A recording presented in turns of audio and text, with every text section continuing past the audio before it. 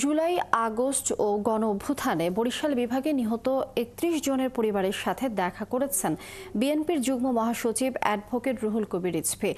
এ সময় তাদের সাথে দেখা করে সহমর্মিতা জানানোর পাশাপাশি আর্থিক সহায়তা দেওয়া হয়। বাকেরগঞ্জ উপজেলার সুন্দরকারী গ্রামের জাহাঙ্গীর হোসেন মোল্লা কলেজ মাঠে অনুষ্ঠানের আয়োজন করে আমরা বিএনপি পরিবার।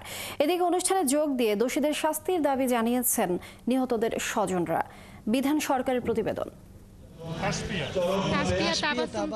ছাত্রদল নেতা আরিফুরের 18 মাস বয়সী কন্যা এখনো খুঁজে বেড়ায় তার বাবাকে।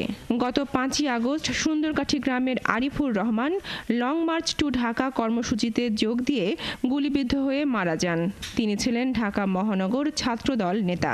17 মাস বয়সের একটা মেয়ে বাচ্চা আমার কাছে রাইখা গেছে, যাই এখন আমি মেয়েটাকে নিয়ে আমি কিভাবে বাঁচবো। একইভাবে বাবার ছবি দেখে কথা বলতে চাই 19 জুলাই পুলিশের গুলিতে নিহত গাড়ি চালক সুমন শিকদারের 2 বছরের পুত্র আলিফ শিকদার। নতুন বাজার বাসতলা ওই জায়গায় গুলি খেয়ে মারা গেছে।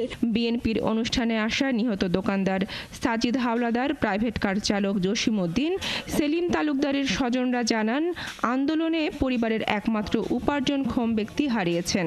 সামনের দিন কিভাবে চলবে অজানা। আমি আমার স্বামীরে হারাইছি, আমার সন্তান পৃথিবীতে আসার পরে তার বাবাকে হারাইছে। তার মতন এতিম তো দুনিয়ার কেউ নাই। ওর উপার্জন দিয়ে আমার সংসার চলতো, এখন আমার সংসার চলাবার মতো আর কেউ নেই। সেখান থেকে সে আন্দোলনে গেছে, সেখান থেকে সে গুলিবিদ্ধ মারা গেছে। পরে দোষীদের উপযুক্ত বিচার ও শাস্তির দাবি জানান নিহতের স্বজনরা। আমার বাবার মাথায় গুলি লেগে তিনি মারা যান। আমার বাবাকে পুলিশ গুলি করে হত্যা করেছে, আমি এটার বিচার চাই। আমরা বিএনপি পরিবার সংগঠনের উপদেষ্টা অ্যাডভোকেট রুহুল কবির রিজভী জানান, তারেক রহমানের নির্দেশে তাদের এই কার্যক্রম চলছে।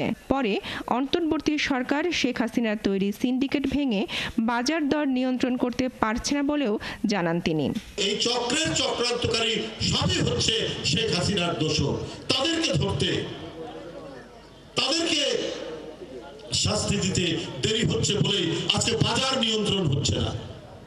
আজকে মানুষ অভুক্ত থাকবে কেন? আজকে তো মানুষ অন্তর্বর্তীকালীন সরকারের কাছ থেকে অনেক কিছু প্রত্যাশা করে। আমরা বিএনপি পরিবার পর্যায়ক্রমে আন্দোলনে নিহত 64 জেলার 300 পরিবারের সাথে দেখা করবে। এখন পর্যন্ত 27 জেলায় নিহতদের স্বজনদের সাথে দেখা করার পাশাপাশি প্রত্যেককে আর্থিক সহায়তা দিয়েছে। বনশ্রী হালদার, 71।